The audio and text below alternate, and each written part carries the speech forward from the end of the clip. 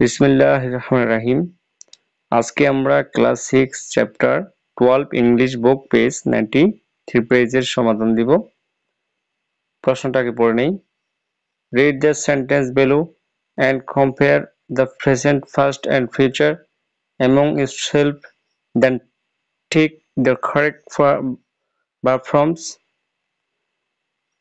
এখানে নিচের বাক্যগুলো পড়ো এবং বর্তমান, অতীত ও ভবিষ্যৎকাল অনুযায়ী তুলনা করো। তারপর শুদ্ধ ভার্বগুলোকে টিক চিহ্ন বসাও। তো আমরা এখানে যে ভার্বগুলো আছে সেগুলোকে সঠিক ভার্ব বসিয়ে, দুটি ভার্ব দেওয়া আছে, একটি ফলস একটি ট্রু, তো ট্রুটাই আমাদের নিতে হবে।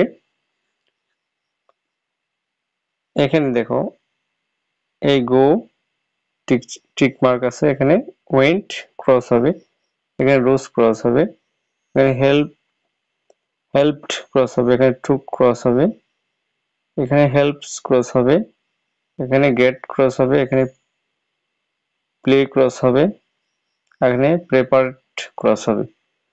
তো আমরা সঠিকগুলো টিকমার্ক রয়েছে, তো আমরা একে একে পড়ে নিই। চলো,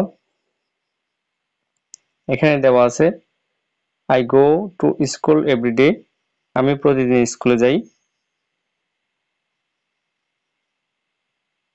true number, the sun rise in the east, সূর্য পূর্ব দিকে উদিত হয়।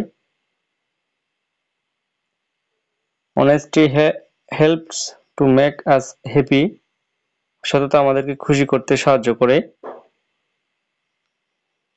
4 number, I will take a walk tomorrow, আমি আগামীকাল হাঁটবো। 5 number, he helped a beggar yesterday, তিনি গতকাল একজন ভিক্ষুককে সাহায্য করেছেন।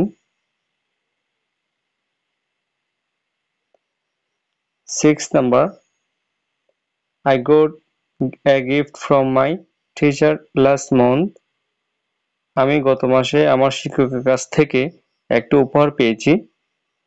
7 number, my friends played with me last Friday, আমার বন্ধুদের গত শুক্রবার আমার সাথে খেলেছে।